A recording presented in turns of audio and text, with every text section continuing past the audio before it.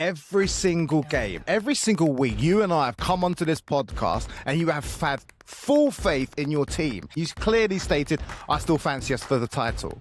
Now, 1 week later, you just said we're not title favourites. Why? Things changed this weekend. Actually, our shocking performance against Wolves, where we should have sent out a statement of intent, but all we did was give Man City confidence with that shaky performance. Right, boy.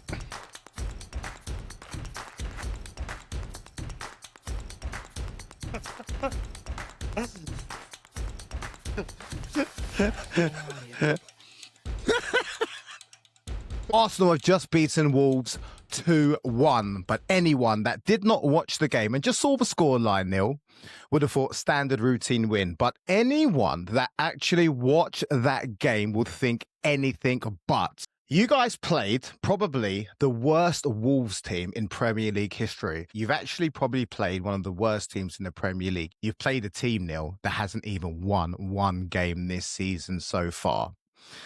If we're going to talk about, before I pass it over to you, what I saw from Arsenal was one of the worst performances, if not the worst performance Arsenal have produced this season. It was absolutely shocking from what I saw. I actually couldn't believe what I saw. There was zero threat in the first half, for example.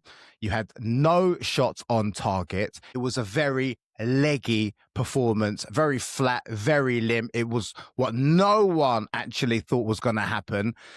But you got the win at the end of the day. We're going to break down the game a little bit. I'm going to allow you to do that.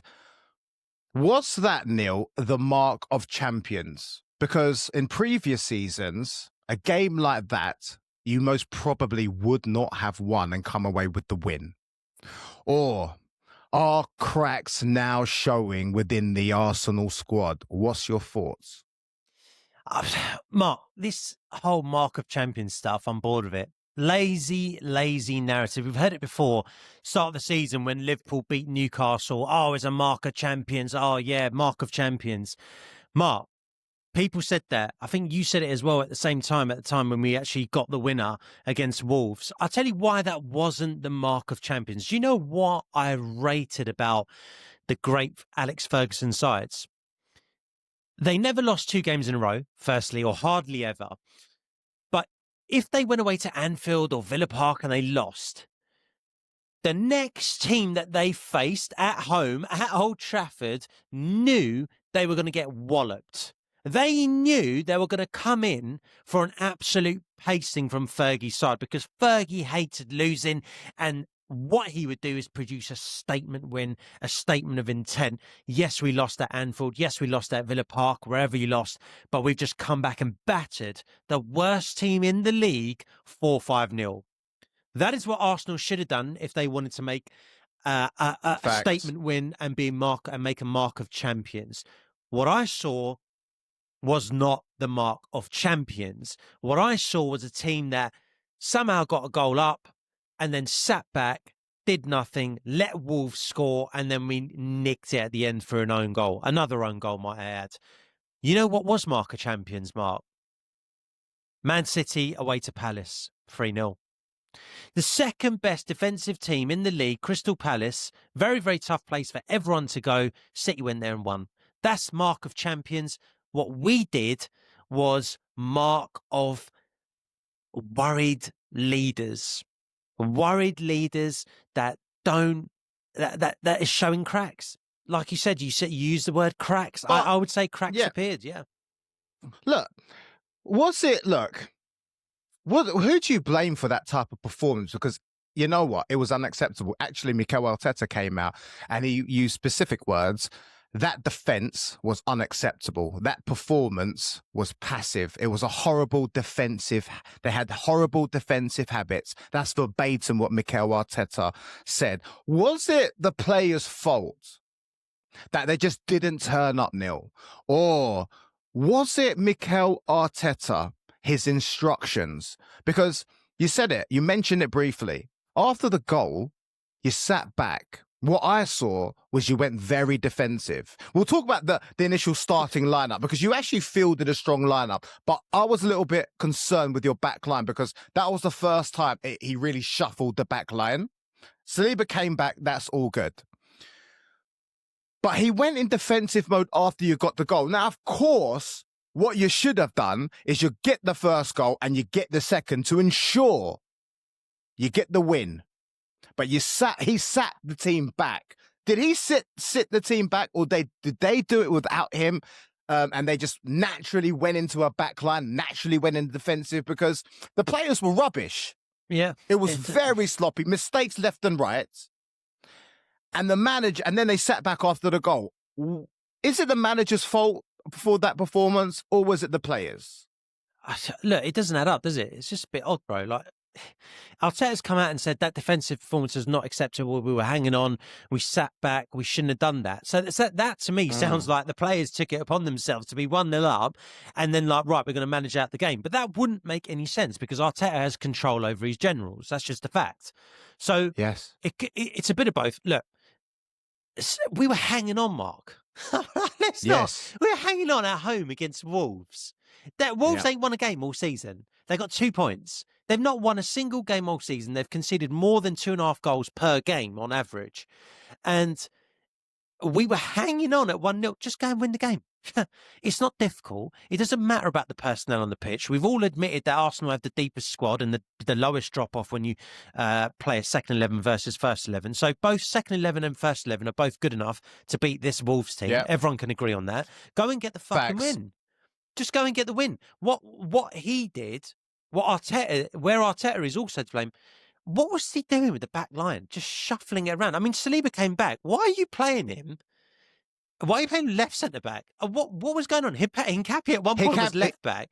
Look, he Saliba shouldn't have been plays. there. He's been centre back all season, so I don't know why he was that left back. And also the starting lineup. I know you're going to cover this, but Miles Lewis-Skelly isn't. He may not be. You may not trust Miles Lewis-Skelly in training. We don't see it in training, no problem. But surely you trust him enough to start against Wolves. What's going on? Start him. Yeah, absolutely. So I want to talk to you. Look, you said that there's cracks now appearing. What cracks do you see, and how can Arsenal and Mikel Arteta fix these cracks? Mark, I always had us as title favourites, right? Up until this point, I've said, we're going to win the title.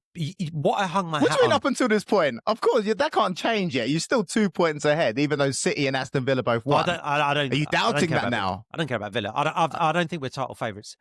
Here's the two things.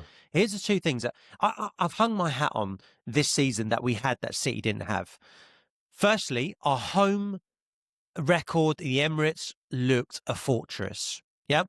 It looked a fortress. City had already lost games at home this season. Etihad didn't look a fortress. They've dropped silly points at home. But Arsenal had that. Emirates, fortress. When you go there, you ain't coming away with a win, right? Now, Wolves didn't come away with a win, but they made us look really average. And for as average as we were, Wolves showed you can actually probably go there and a better side will beat them. I didn't walk away from that game thinking, Emirates is a fortress now. So that was point number one. The other point that I'm going to make is Arsenal won't lose 2 games in a row, right? They'll come away from Villa Park and then they'll make sure they get a statement win straight after. City have lost a couple of games back-to-back. They lost to Spurs and Brighton. Now, yes, we beat Wolves, but Mark, that was lucky. We looked like a team that was ready to crumble a little bit. And let's be honest, we did. Apart from Mosquera, scoring an own goal, we ain't winning that game. We ain't winning that game. That's where the cracks are, Mark, to your point. The cracks are, we don't look at home the same side or the side that looks like champions. We don't look like a champion side at home. A home should be, I can go there, 3 points. Look, you can't. This is a bit crazy because every single game, every single week, you and I have come onto this podcast and you have had full faith in your team. Even last week, we have touched upon it and you clearly stated, I still fancy us for the title. Now, 1 week later, you just said we're not title favourites. Yep. Why? Because of your last 2 games? It's because of your last game against Wolves. How can your tune change so much? Oh, automatically, we're not title favourites. You're backing down. Two reasons. Well, no, I'm judging. Look, my job here is to give my opinions, and it's to judge on what I've seen in the season so far. And I can stay pig-headed and just say, we're the best team in the league, we're the best team in the league, we're the best team in the league. Two things changed this weekend. Firstly, our shocking performance against Wolves, where we should have sent out a statement of intent, but all we did was give Man City confidence with that shaky performance, Mark. And the other thing was what City did.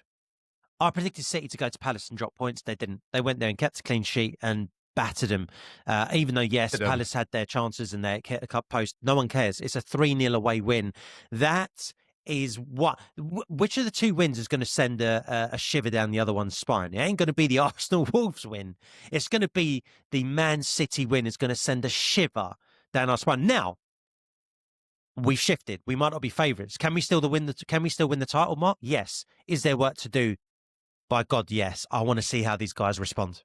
Does Mikel Arteta, Neil, fix these cracks? Because look, I'll give you an example. We talk about the injuries. Again, you picked up another injury. Ben White's gone off. He looked like he come on the last couple of games and he looked like an asset for you guys. Yep. He looked like he was going to be an important part. He's come off. He got injured. Okay, Odegaard came on. A few of the players came back.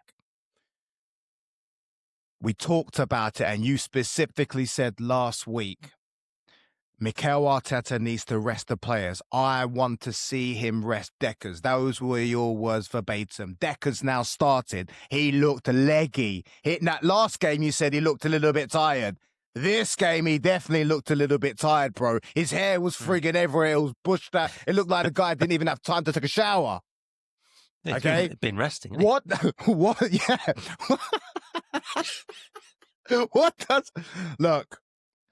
Does Mikel Arteta to fix these cracks? What does he need to do? Or is it simply you need to manage your team, your players a little bit better? Because we touched upon it last week. It looks like he's running his players into the ground. He's just playing his strongest team pretty much every single game. And now it looks like they're a little bit battered. They're a little bit worn out. He can't continue playing his best team throughout the rest of the season. They're going to be completely finished. When the time comes, they really kick in. Your players going to be too tired.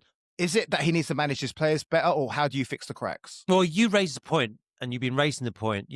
Arteta, is he managing his players properly? You're picking up injuries. I'm looking at Arteta, blah, blah, and I've batted it away every week. Yeah, I've told you, Mark, relax. Don't worry. It's not Arteta. We've had a bit of bad luck.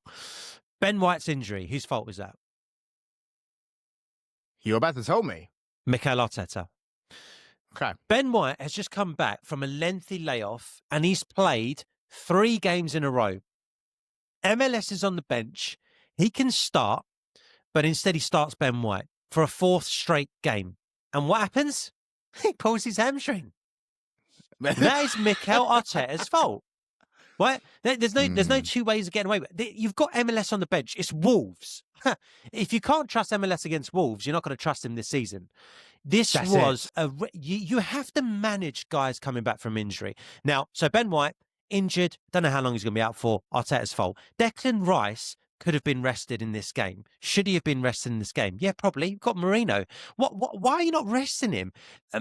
You got Norgard. You got all these players. Well, you got Marino as well, right? You got all these players that you can play against a Wolves team. So what I will say on Declan Rice is he rested him against Club Brugge.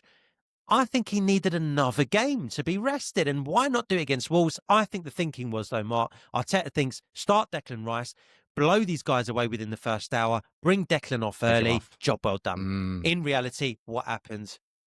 We got bummed. So a little bit of rotation, a little bit more man manage, a little bit more player savvy, management. Mark. A bit more savvy. Guy comes out from injury after such a long layoff. Don't play him 4 straight games. Yeah. Okay. Mikel Arteta, if you're watching this, Neil's message to you is manage your players a little bit better because you're not even halfway through the season and your players look battered and tired. Before we wrap this up, a big talking point, Neil, is Victor Gyökeres. Yep. Okay. My man we're almost halfway through the season. He's only got 4 goals in the Premier League. Okay. He had some injuries in and out of the team and stuff like that, but 4 goals. First half, I think he had 4 or 5 touches, hardly anything.